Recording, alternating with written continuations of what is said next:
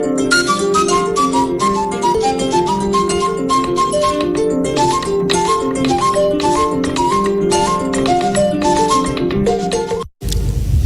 êtes à la source de l'actualité, à toutes et à tous. Bonsoir et bienvenue.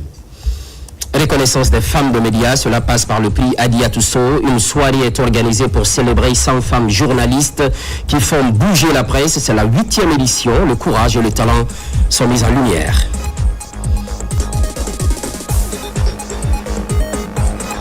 Journée mondiale de l'alimentation couplée à celle des femmes rurales, un accent est mis sur la synergie d'action. La FAO, partenaire de la Guinée, met en avant le rôle de la femme dans l'agriculture et la sécurité alimentaire.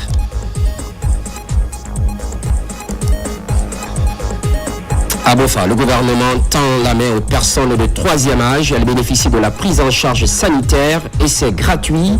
Pendant 5 jours, 300 personnes seront soulagées. C'est tout pour le sommaire.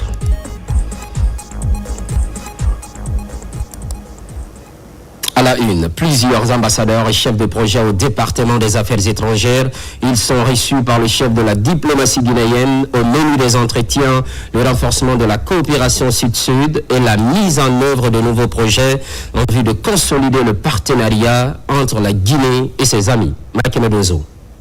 Ils sont nombreux à être reçus par le ministre des Affaires étrangères, Dr Mourisanda Kouyaté, avec divers projets de coopération. Des ambassadeurs et chefs de projet venus des 4 coins du monde se succèdent aux 10 départements. Les audiences débutent par l'ambassadeur de la République populaire de Chine, suivi de celle du Royaume du Maroc, puis l'ambassadeur du Rwanda en Guinée. Tous ont exprimé leur volonté de renforcer la coopération bilatérale avec notre pays. Après ces échanges diplomatiques, le ministre des Affaires étrangères a reçu les représentants des chefs de projets européens. Leur présence s'inscrit dans le cadre du programme AMIS. L'objectif, c'est vraiment de faciliter la territorialisation et l'opérationnalisation de cette politique. Et donc, on travaille vraiment en stricte collaboration avec le ministère des Affaires étrangères et surtout avec la direction des Guinéens établis à l'étranger, en particulier, par exemple, pour faciliter l'insertion et la réintégration des personnes migrantes de retour. Un projet d'accompagnement, de mobilité, d'insertion et de sensibilisation financé par l'Union européenne et mis en œuvre conjointement par Enabel et Expertise France. Il est très important pour nous de pouvoir contribuer au renforcement de cette direction afin de pouvoir poursuivre notre collaboration dans différents aspects, à la fois sur les questions sur la politique migratoire, également sur le travail que nous pouvons faire sur les opportunités migratoires et les liens avec la diaspora, mais également sur les questions de lutte contre la migration irrégulière et particulièrement traite des êtres humains. Nous travaillons également conjointement avec d'autres organisations guinéennes et d'autres ministères. Ces différentes audiences au ministère des Affaires étrangères, l'intégration africaine et des Guinéens de l'étranger témoignent de la confiance que la communauté internationale accorde à la diplomatie guinéenne, désormais placée au cœur des grandes initiatives de coopération. Reconnaissance des femmes de médias. Je vous le disais à l'instant, elles sont journalistes, présentatrices, animatrices, réalisatrices et techniciennes. Une opportunité offerte par le prix Hadia Tousso. La soirée célèbre 100 figures féminines qui donnent du tonus à la presse. C'est la 8e édition cette année. Une cérémonie d'hommage qui met en lumière la détermination et le talent. Sona Sagnou. Elles sont les voix, les visages, les mains et les mémoires de nos sociétés. Sur les dos, dans les coulisses ou sur le terrain, elles portent haut les valeurs de vérité, de rigueur et de courage. Pour saluer ce dévouement et ce talent, le prix Hadia Tousso signe sa 8e édition, une cérémonie organisée par l'Alliance Femmes et Médias, AFEM, autour du thème « Informer, résister, exercer, exister », en hommage à ces femmes qui font battre le cœur de nos médias. Les femmes de médias guinéennes sont à l'honneur. Parmi elles, 10 reçoivent ce soir le prix Courage 2025. Mais en vérité, chacune d'elles le mérite. Inspiré du parcours exemplaire d'une femme pionnière reconnue pour ses compétences et son intégrité, le prix Hadia Tousso du journaliste a pour vocation de reconnaître et de valoriser le travail des femmes de médias guinéennes dans toute leur diversité. Entre émotion, hommage et promesse d'avenir, la cérémonie a mis en lumière le rôle essentiel des femmes dans les médias. Mon plaisir est d'autant grand qu'il s'agit de magnifier une couche incontournable dans l'épanouissement harmonieux de la société. Chères sœurs, votre courage et votre résilience ont davantage approfondi les sillons d'un journalisme féminisé, contribuant ainsi à l'ancrage du genre dans ce domaine jadis monopolisé par les hommes. Certes, nous n'avons pas totalement visé le plafond de verre, mais nous sommes irréversiblement engagés sur la voie de la réussite. Il est à préciser que dans un monde en perpétuelle mutation, où l'information circule à une vitesse vertigineuse, le journalisme demeure un repère essentiel. Il éclaire les hommes donne la parole aux sans voix et interpelle les pouvoirs. Le miroir de notre société, parfois dérangeant, souvent salutaire. Pour moi, en tant que journaliste, je veux ici et maintenant saluer l'engagement et la persévérance de la fête, dont le travail constant contribue à promouvoir le rôle des femmes dans les médias et à amener une information plus inclusive, équilibrée et représentative. À travers ce prix, vous rendez hommage à ces femmes qui ont choisi un métier exigeant, intègre et responsable, axé sur le respect de l'éthique pour notre démocratie et le développement de notre pays. Dans une ambiance chaleureuse, 10 lauréates ont été récompensées du prix Hadiatou Sow 2025, tandis que plusieurs autres femmes ont reçu un prix d'honneur pour leur engagement. Ce prix consacre les efforts et le courage des femmes de médias, les femmes qui exercent ce métier. Il est passionnant, mais il est aussi impitoyable. Et c'est pourquoi célébrer le courage, la résilience des femmes qui l'exercent, c'est un mérite pour la femme. Je dédie ce prix à toutes mes consoeurs. La soirée s'est achevée dans une atmosphère de fierté et de solidarité entre consoeurs, un symbole fort d'un journalisme féminin plus uni, plus fort et plus inclusif. Par ailleurs, gestion et commercialisation des produits et sous-produits d'origine animale, bien qu'ils soient source de plusieurs maladies, il faut alors éviter leur dissémination. La société civile s'implique dans la riposte, la sensibilisation s'installe. Déjà, plus de 1000 acteurs sont touchés. Falilou Diallo. Les acteurs de la filière bétail de différentes régions du pays en ordre de bataille pour une consommation et commercialisation des produits de l'élevage. À Conakry, point de pilote de l'exercice, la société civile accompagne le processus. Si vous partez par exemple dans les boucheries, vous constatez que ces viandes sont exposées à l'air libre. Et ce n'est pas possible parce que ça doit rentrer dans la consommation humaine.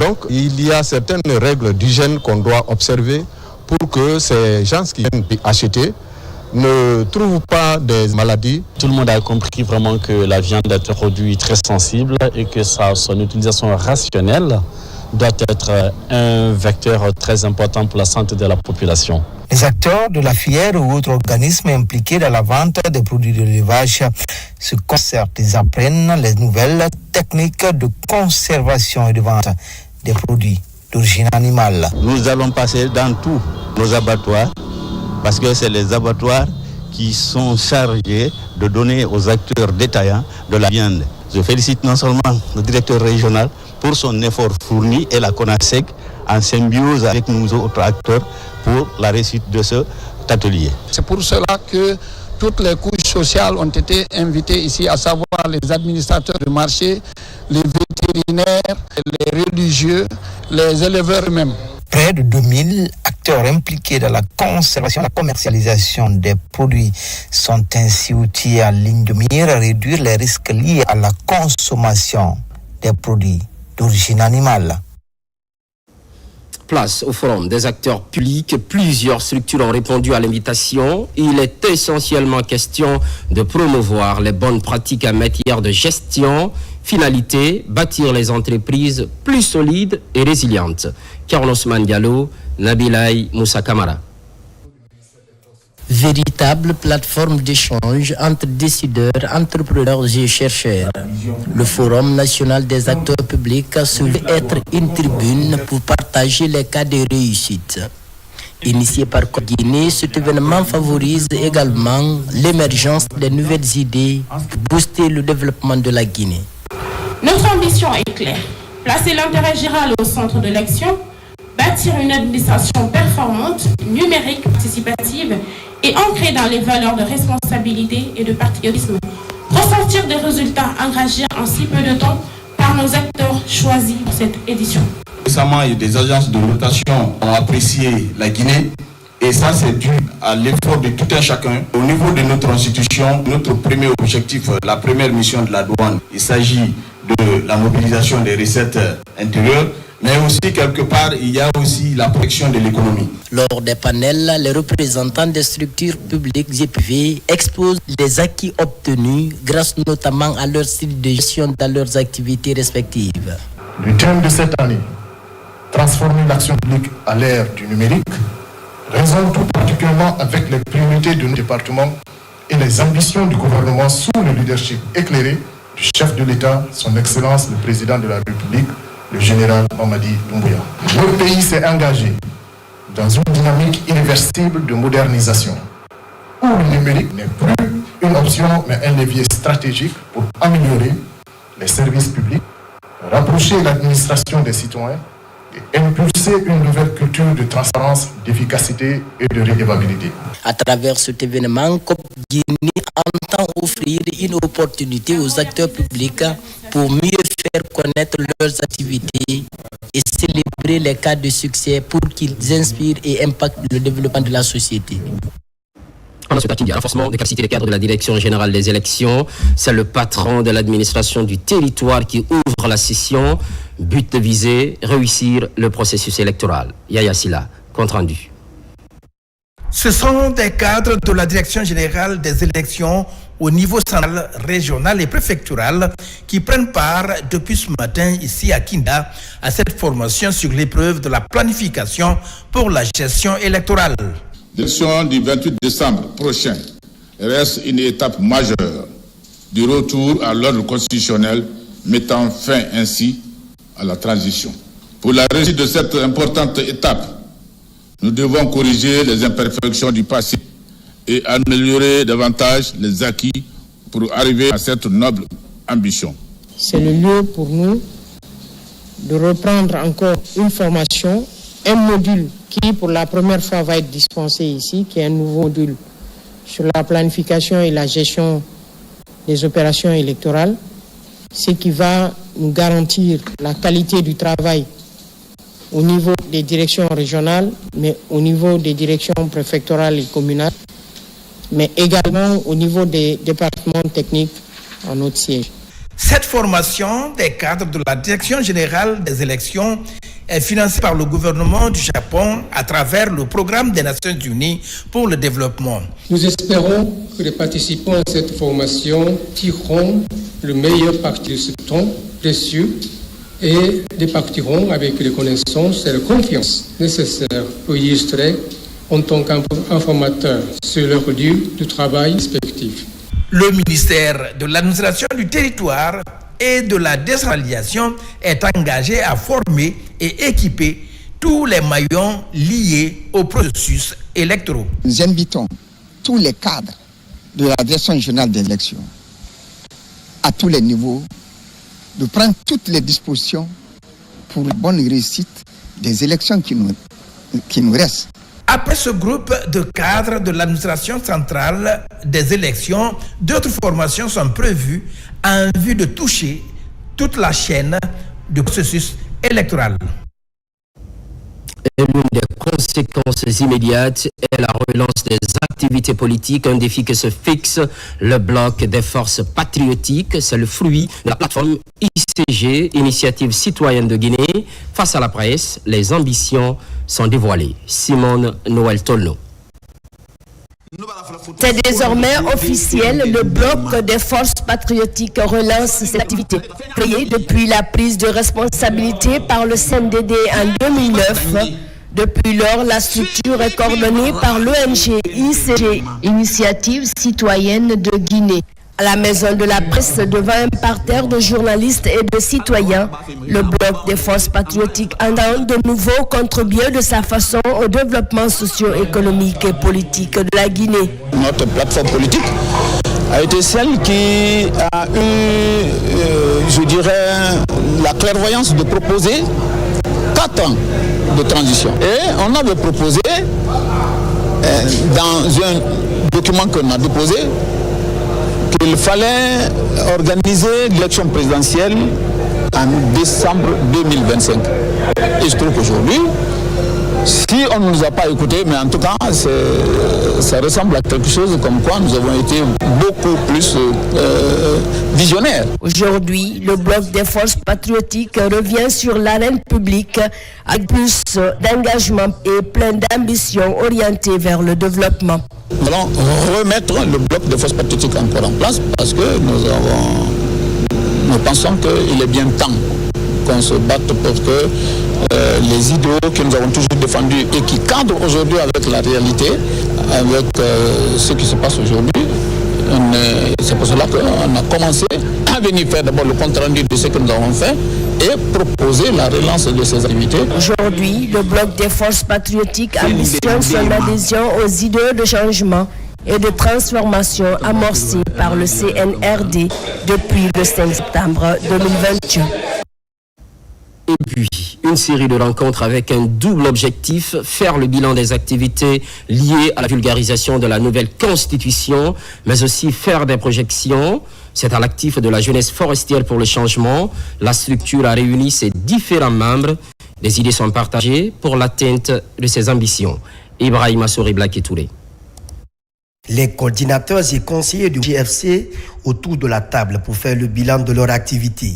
Parmi ces activités figure la campagne de vulgarisation de la nouvelle constitution effectuée par des membres de la structure, mais aussi faire des projections. L'objectif de ça, c'était de remercier toutes les coordinations pour le travail déjà abattu depuis le 5 septembre jusqu'à nos jours et essayer de ressortir un peu les difficultés qu'on a eues sur le terrain lors des différentes activités. Quels sont les axes sur lesquels la JFC doit accorder encore beaucoup plus de sens aux champions de la refondation, je veux nommer le général Mamadi Doumbouya. Les coordinateurs et conseillers ont également discuté des difficultés rencontrées lors de la campagne de sensibilisation. Au niveau de la préfecture de la JFC qui a accompagné la population lors du recensement, parce qu'il y a eu un moment où le taux était très faible. Et on a eu à appuyer la population, le mouvement jeunesse forestier pour la continuité, à appuyer la population pour encore se faire recenser, encourager les gens à sortir dans les préfectures, dans les quartiers, des choses qui a été faites et on a pu avoir un résultat positif. La rencontre a pris fin par un banquet convivial qui a permis aux participants de se détendre et de tisser des liens d'amitié et de solidarité pour la pérennisation de leur action sur le terrain. Par ailleurs, à l'Académie des sciences de Guinée, fini les vacances, place à la reprise. Thème choisi cette année, genre, inclusion et développement durable. Plusieurs activités sont prévues. C'est le ministre Alpha Bakar Bari qui préside la cérémonie inaugurale. Mounir Bari.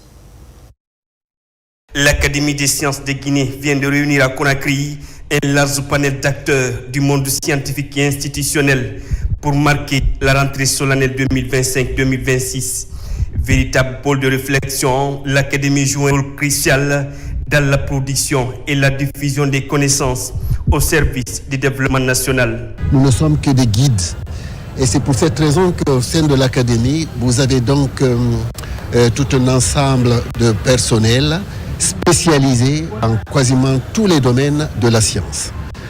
Et aujourd'hui, nous avons tenu mettre l'accent sur ce thème-là parce que le problème de la femme, de façon générale, c'est un problème très sérieux, notamment en Afrique où la tradition continue encore à avoir son pesanteur. Aux côtés de l'Académie des sciences, le ministère de l'Enseignement supérieur apporte tout son soutien.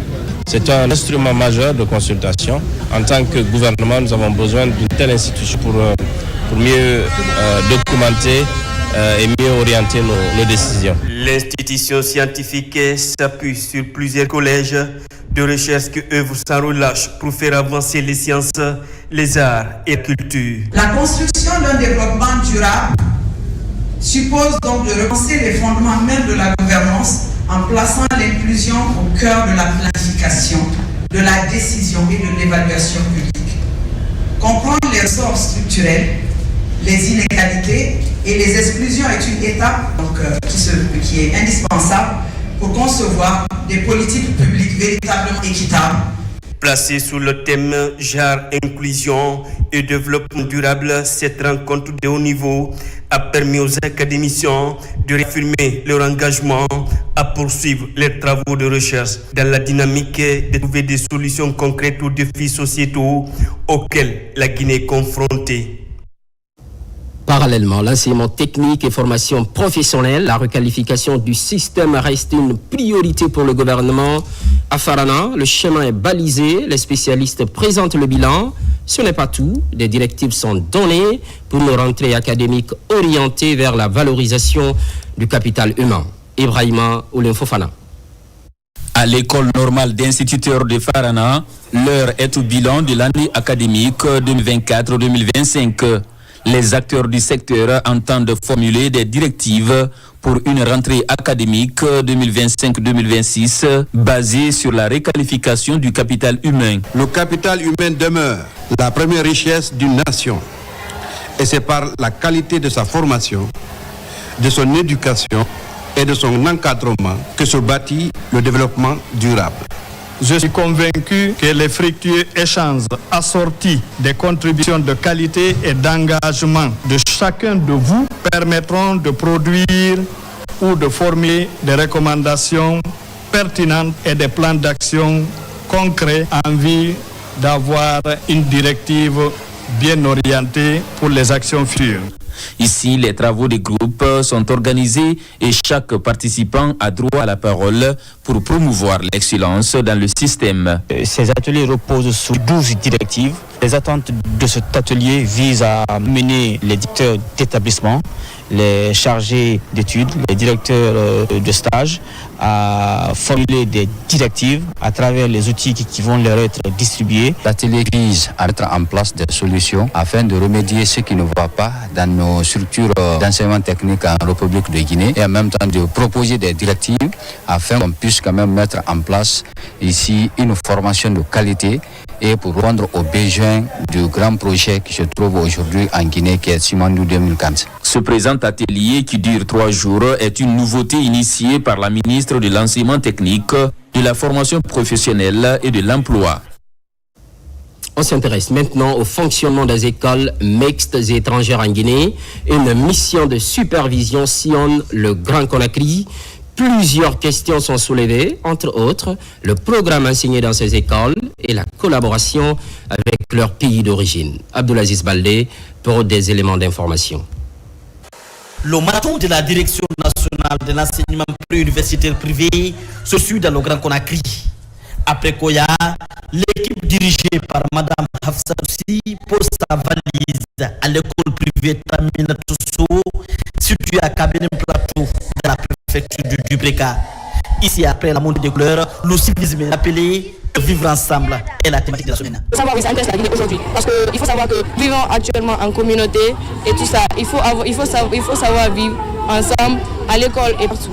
Les responsables de la Direction nationale de l'enseignement préuniversitaire privé échangent avec les autorités de cette école. Ici, les cours sont dispensés à 60% en français, l'anglais, l'espagnol et l'arabe occupent aussi une place dans le programme enseigné. Nous avons le programme français et le programme guinéen.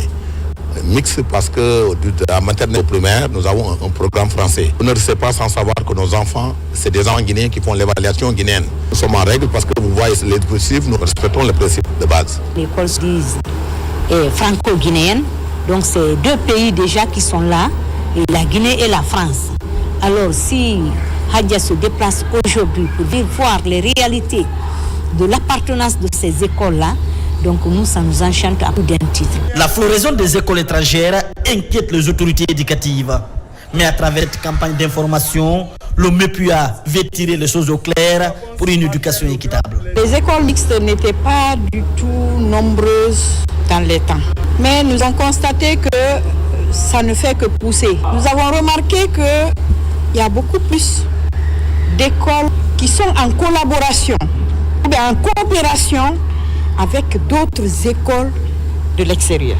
C'est une collaboration au lieu d'un programme qu'on enseigne. Pendant 2 semaines, les cadres de la Direction nationale de l'enseignement préuniversitaire privé vont sillonner plusieurs établissements privés en ligne de mire, s'enquérir des réalités de ces écoles mixtes étrangères.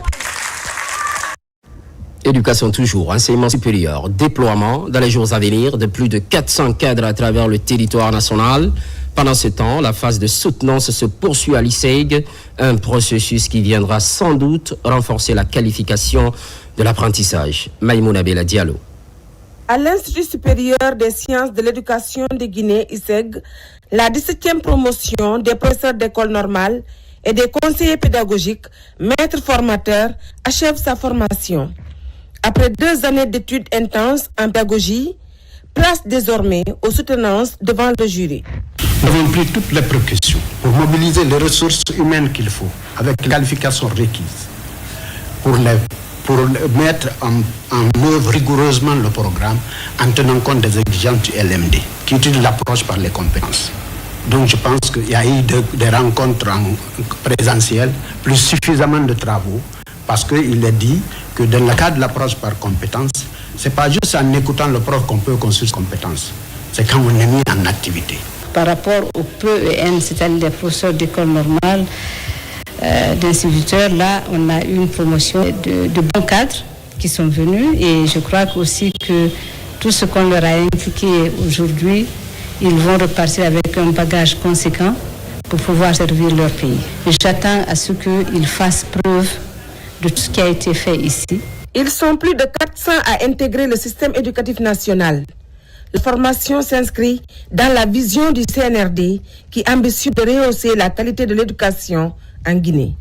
Après 2 ans de formation, nous sommes très heureux d'annoncer à l'État et au ministère en charge de l'éducation qu'ils ont enfin un vivier vraiment consistant parce que c'est plus de 400 cadres formés et où ils peuvent puiser, vraiment qui peuvent valablement servir la nation dans le cadre de l'éducation en général. Ces enseignants formateurs seront déployés dans les écoles normales, d'instituteurs, ENI et dans le pré-universitaire où ils contribueront à la formation des futurs éducateurs et à l'amélioration des pratiques pédagogiques.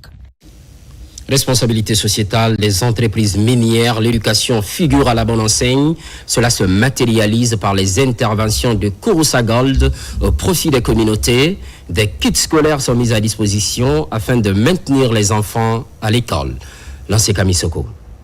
Cette année encore, Kouroussa Gold Mine renouvelle sa détermination envers l'éducation à la base aux élèves. L'entreprise distribue des fournitures scolaires pour faciliter leur éducation. La lutte contre l'abandon scolaire est l'un des enjeux de cette campagne de distribution gratuite de kits scolaires. Cette année, c'est encore 500 kits que vous avez là. 500 kits scolaires qui seront distribués dans les localités de Sangbarala, Kenkini, Menengi. Aujourd'hui, nous sommes à Komoniko 1, Komoniko 2 et Sando. Pour une valeur globale de plus de 100 millions de francs guinéens. La réussite des enfants en milieu rural et la cohabitation pacifique entre communautés et entreprises, 2 promesses renouvelées pour améliorer les conditions de vie des populations locales. Des outils bien appréciés au sein des communautés. Je remercie la société KSM pour le sac, pour le bic, pour le goût, pour la règle. Cet exemple tient compte du contenu local et aussi de la responsabilité sociétale de l'entreprise. Nous en sommes comblés et nous leur disons vraiment merci au nom de l'autorité préfectorale.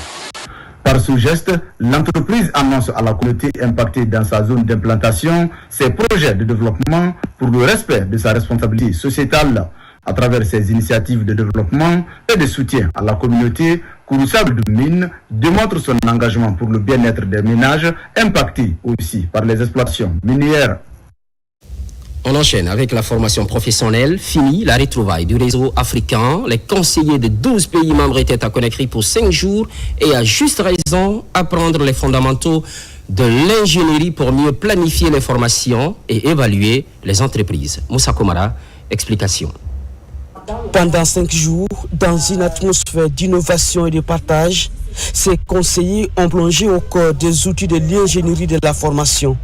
Une formation organisée par le réseau africain des institutions et fonds de formation professionnelle RAFPRO, de concert avec l'Office national de formation et de perfectionnement professionnel. Avec les bases qu'on a pu avoir ici dans la planification stratégique des ressources humaines, cette formation nous permettra ici de pouvoir coacher, accompagner et amener les personnes des ressources humaines dans les entreprises à faire le bon choix, à choisir la bonne méthode, la bonne stratégie pour pouvoir former leur personnel. Ensemble, ils ont bâti un langage commun, celui de la compétence, de la qualité et de l'excellence. La session s'inscrit dans le plan stratégique 2023-2025 RAFPRO, axé sur la professionnalisation des acteurs de la formation professionnelle continue et du développement du capital humain. Nous avons appris vraiment d'énormes choses et aujourd'hui je suis capable de tenir un langage plus professionnel, technique par rapport à l'élaboration d'un plan de formation. À cette cérémonie de clôture, la ministre de l'enseignement technique, de la formation professionnelle et de l'emploi a salué la vision du réseau qui cadre parfaitement avec le programme ambitieux du gouvernement guinéen Simandou 2040. Investir dans l'éducation, c'est aussi assurer à nos États africains un capital humain qualifié et de qualité. Cette formation est une illustration et je suis heureuse de constater que le RAFPRO est pleinement engagé dans cette dynamique. Ce rendez-vous de Conakry a répondu à toutes les attentes. Les participants venus de 11 pays d'Afrique repartent avec des cadeaux et des satisfecits. 2 journées mondiales, une seule date. Il s'agit de l'alimentation et des femmes rurales. Coïncidence heureuse pour l'autonomisation des femmes évoluant dans les zones reculées. Un accent est mis sur la synergie d'action. La FAO, partenaire de la Guinée, met en avant le rôle de la jante féminine dans l'agriculture et la sécurité alimentaire. Mamadou Patebalde, correspondance. La journée mondiale de l'alimentation a été célébrée à Mamou sous le thème « Main dans la main pour des aliments et un avenir meilleur ». Cette journée a été l'occasion de souligner l'importance du rôle des femmes dans l'agriculture et la sécurité alimentaire, couplant la célébration avec la journée de la femme rurale. Les femmes, elles travaillent quotidiennement dans les champs, c'est elles qui font la commercialisation, c'est elles qui nourrissent les villes, mais elles sont aussi confrontées à beaucoup de défis. Mais aujourd'hui, nous ne sommes pas là pour parler des problèmes, nous sommes là pour nous réjouir vraiment de cette Guinée qui est en train d'amorcer un renouveau. Le thème choisi cette année prend tout son sens et nous rappelle à la cohésion, à la collaboration et à la responsabilité partagée. Nous devons agir collectivement pour bâtir un système alimentaire résilient, équitable et soutenable. Selon la FAO, 733 millions de personnes dans le monde souffrent de la faim. Cette journée coïncide avec le 80e anniversaire de la création de la FAO. En cette journée mondiale de l'alimentation, nous devons réaffirmer notre volonté de ne laisser personne de côté. Cela implique mobiliser davantage les investissements pour le secteur agricole, renforcer la coopération sur les triangulaires, soutenir les jeunes et les femmes dans leur rôle de catalyseur de changement. La volonté de développer et de développer la République est claire. Garantir à la population 4 piliers fondamentaux de la société alimentaire, à savoir la disponibilité physique d'aliments de qualité et en quantité suffisante, assurée par une production locale, nationale renforcée. La célébration de cette journée a été marquée par la remise des prix aux meilleurs acteurs du monde rural et la visite des stands d'exposition mettant en valeur les produits agricoles locaux. Cette journée a été un appel à l'action pour promouvoir la sécurité alimentaire et l'agriculture durable en Guinée. C'est en vogue actuellement. Les cancers du sein et du col de l'utérus, le dépistage s'intensifie. Des policiers à leur tour sont sensibilisés sur la pratique. Une démarche soutenue par les départements de la sécurité et de la santé. Promesse est faite par les policières présentes de se faire dépister, éventuellement pour la prise en charge. Alpha Isiagaba. Au ministère de la Sécurité et de la Protection civile, un rassemblement inhabituel. C'est la sensibilisation des femmes policières sur le cancer du sein et du col de l'utérus. Nous sommes des femmes qui portent la vie, des femmes qui portent l'uniforme et qui portent les responsabilités de la société. Mais souvent, nous oublions de porter attention à notre propre santé. Et pourtant, le cancer du sein et du col de l'utérus sont des menaces silencieuses qui peuvent être détectées à temps. En organisant cette journée, nous voulons rappeler à toutes les femmes du département que leur santé est une priorité nationale et en particulier par le ministre de la Sécurité et de la Protection civile, et aucune femme d'entre elles ne soit mourir d'un cancer qui aurait pu être évité ou soigné à temps. Ici, les effets liés au cancer du sein et du col de l'utérus ainsi que l'importance du dépistage ont été largement expliqués. Je voulais vous faire deux annonces. La première est celle relative à l'introduction prochaine du vaccin contre le papillomavirus humain. La deuxième annonce est celle relative à la construction d'un centre de cancérologie avec une unité de radiothérapie. C'est une opportunité, faites-le. Grâce à l'accompagnement du président de la République, nous avons rénové le service de santé, que ce soit cet endroit-là qui soit retenu pour toutes les femmes de la police et de la protection civile pour aller se faire dépister à temps. Ces femmes policières sont désormais des relais auprès des autres femmes de la police et de la protection civile pour une large information sur les avantages liés au dépistage du cancer et du col de l'utérus. Dans l'actualité, semaine du soldat, ce samedi, marche sportive de cohésion sociale. Objectif, consolider la santé sur fond de préservation du bon vivre ensemble entre les hommes en uniforme et la population. Une action civilo-militaire qui enregistre la présence de plusieurs composantes de la nation. Adjudant-chef Omar Kamara de la presse militaire. Cette activité conviviale et citoyenne mobilise un large public, parmi lesquels figurent les forces de défense et de sécurité, le commandement militaire, les membres du gouvernement et les populations des communes de la ville de Conakry. Ensemble, ils ont parcouru une distance de 10 km allant du rond-point de la Belle-Vie à l'esplanade du Palais du Peuple dans une ambiance de fraternité et de solidarité traduisant la volonté de la hiérarchie militaire de faire du sport un vecteur d'unité. Sentiment de satisfaction par rapport à la réussite de l'événement. Chaque service a sa part, donc je me réjouis de cette participation massive. Au-delà des efforts physiques, cette marche symbolise l'engagement des autorités militaires à préserver la stabilité, vecteur de paix et de cohésion sociale dans le pays. C'est une marche très significative parce que c'est une marche civilo-militaire. Vous avez vu les membres du gouvernement qui accompagnent cette marche, ce qui est très important. Je les félicite et je les encourage le fait de nous accompagner. Nous sommes en train d'aller vers l'esprit du commandant en chef des armées qui demande toujours dans ses allocutions l'union, la cohésion. Donc cette marche va dans cet objectif.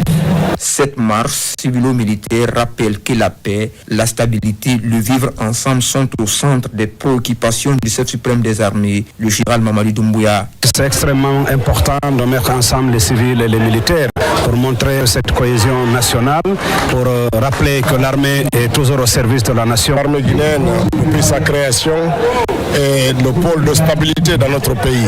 Le creuset aussi de l'unité nationale, parce que c'est par l'armée qu'on renforce tous ces éléments-là. Aujourd'hui, en tant que citoyen, en tant que membre du gouvernement, participer aux côtés des forces de défense et sécurité pour cette lutte citoyenne, c'est aussi notre contribution à la célébration de ce qui est devenu la colonne vertébrale de la République. Cette marche de cohésion est un signal fort du lancement des activités prévues au cours de la semaine du soldat en prélude à la célébration de l'an 67 de la création des forces armées guinéennes. C'est par la démonstration des athlètes militaires que cette marche a pris fin ici, au Palais du Peuple.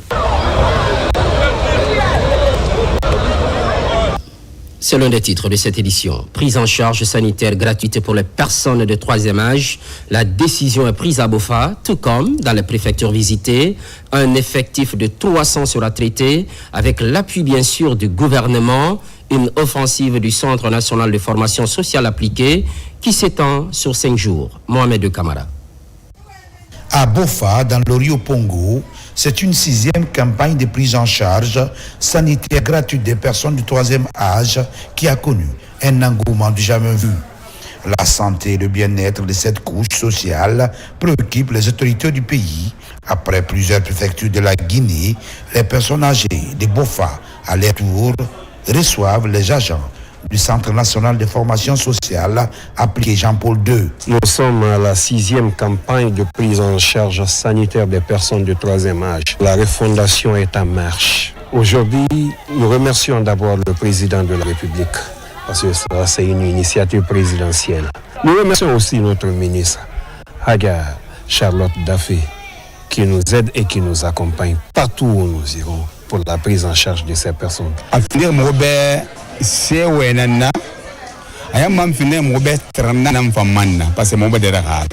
C'est une fierté pour nous parce qu'on n'en a pas l'habitude ici à Bofa. Nous remercions les autorités du pays, à sa tête le général Mamadi Doumbouya et toute son équipe. Merci pour leur engagement en faveur des personnes âgées.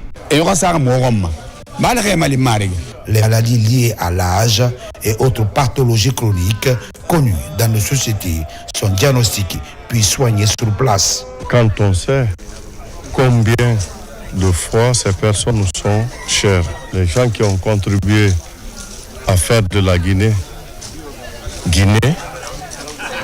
à travailler pour que la Guinée rayonne, qui sont reconsidérés aujourd'hui et pris entièrement en charge gratuitement par le gouvernement guinéen. Après la capitale Conakry, les préfectures de Labé, Pita, Boké, Fria, aujourd'hui Bofa, plus de 300 personnes âgées bénéficient des soins gratuits du gouvernement. Implication des jeunes dans la consolidation de la paix, c'est au bénéfice des communautés. À Conakry, les notions essentielles de cohabitation pacifique sont partagées avec les jeunes leaders de la Guinée, du Libéria et de la Sierra Leone. Nabila Moussa Kamara, Fodé Kamara. Le leadership responsable et paix durable, les jeunes au cœur du changement en Afrique de l'Ouest, c'est le thème de cette 3e édition de RILA qui réunit les jeunes leaders de la Guinée, du Libéria et de la Sierra Leone. Le rôle des jeunes dans la construction et le maintien de la paix est évoqué par les conférenciers. Cette étape guinéenne revêt une signification particulière. Elle met en lumière la responsabilité historique qui incombe à notre jeunesse, celle de bâtir des ponts, de promouvoir la paix et porter haut les idéaux de solidarité et de transformation sociale. Nous sommes là ici pour l'événement du RILA. C'est un événement organisé par le Rotary afin de permettre aux jeunes d'apprendre le leadership et tout ce qui va leur permettre de développer leur pays et de devenir de bons leaders afin d'assurer le développement de la sous-région. Pour amorcer le processus d'émergence, la participation de la couche juvénile est une étape clé dans le maintien de la paix et la transformation de la société ouest-africaine. Une initiative audacieuse qui illustre l'unité, la diversité et la solidarité qui caractérisent notre district et notre volonté commune de renforcer les liens entre les jeunes leaders ouest-africains. Ce séminaire n'est pas qu'un simple événement, c'est une véritable école de vie, une expérience unique d'apprentissage, de partage et d'engagement. La jeunesse africaine est aujourd'hui la génération du possible, avec son audace, sa créativité, son accès aux technologies et sa conscience citoyenne. Être jeune aujourd'hui, c'est refuser la résignation. À la fin de cette conférence, des recommandations seront formulées par les jeunes leaders des 3 pays afin d'éviter d'éventuels conflits en Afrique de l'Ouest. Au même moment, à Kaloum, des leaders religieux se donnent rendez-vous. C'est à la faveur d'une lecture du Saint-Coran. Des prières sont dites pour la paix et la cohésion sociale. Bakari Bamba Kondé, reportage. La jeunesse présidentielle de Guinée a récemment mobilisé ses membres pour une grande lecture collective du Saint-Coran à Kaloum. Cet acte de dévouement spirituel vise à invoquer la paix et la cohésion sociale au sein de la nation, tout en plaçant sous le sceau de la réussite des actions de développement entreprises par le chef de l'État, général Mamadi Doumbouya. Je suis convaincu que la force spirituelle du Saint-Coran est le meilleur soutien que nous puissions offrir à notre pays et à son leader. Cette journée bénie, nous implorons Allah qu'il accorde au président Mamadi Doumbouya la santé, la sagesse, qu'il bénisse la Guinée, qu'il renforce la cohésion nationale. Les récitations menées avec ferveur ont été ponctuées de prières spécifiques pour l'apaisement et le renforcement du vivre ensemble. Tout ce qui se fait de grand dans notre pays a ses racines profondément ancrées dans notre vie spirituelle. Et organiser une séance de prière qui a venu l'affluence des différentes personnalités religieuses de la commune de Kaloum ainsi que de la région de Conakry est quelque chose de vraiment intéressant. Tout ce que se bâtit dans la foi, dans la prière, réussit à surmonter toutes les épreuves. Si toutes ces prières continuent, il n'y a absolument aucune crainte à avoir quant à l'avenir de Guinée. Ce sont des hommes de foi respectés qui sont complètement alignés sur le chemin d'Allah, qui ont prononcé aujourd'hui beaucoup de bénédictions. Cette initiative de la jeunesse présidentielle démontre que pour consolider la paix et garantir la réussite des projets nationaux, l'engagement civique et la ferveur spirituelle peuvent marcher main dans la main. Pensée pieuse aux disparus et rescapés de l'immigration clandestine, des prières sont faites. À Cancan, une association juvénile porte l'initiative.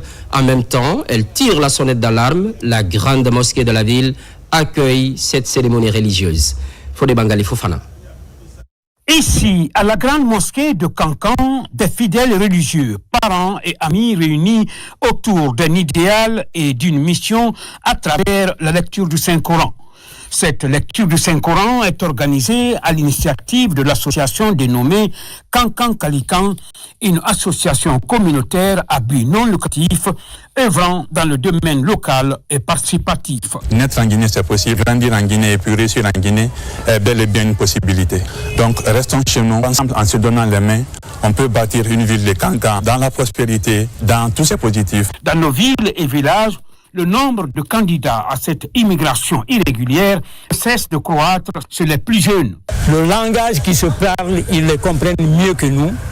Donc c'est les jeunes qui sont mieux placés, ils ont la pédagogie nécessaire, ils ont les moyens de communication nécessaires pour pouvoir convaincre leurs camarades qui ont l'intention de quitter pour aller se faire du bonheur ailleurs, alors qu'en Guinée, on peut avoir tout le bonheur. J'aime souvent dire que ce qu'une nation a de meilleur, c'est la jeunesse. Et si cette jeunesse sur laquelle nous comptons arrive à mourir dans la Méditerranée, c'est une perte pour toute une nation. La route de la Méditerranée, du Sahara, ce n'est pas salutaire. Chaque année, nombreux sont des jeunes qui perdent la vie le long du désert et de la Méditerranée, sans compter la perte considérable de fortes sommes boursées par les familles de plus en plus ruinées. Ces jeunes volontaires appellent à une source de conscience collective pour freiner ce mal. L'actualité évolue en Guinée, notre paradis, terre de richesse et d'innovation. Les programmes se poursuivent, constante fidélité à toutes et à tous. Merci de l'estime sans cesse renouvelée. À très vite.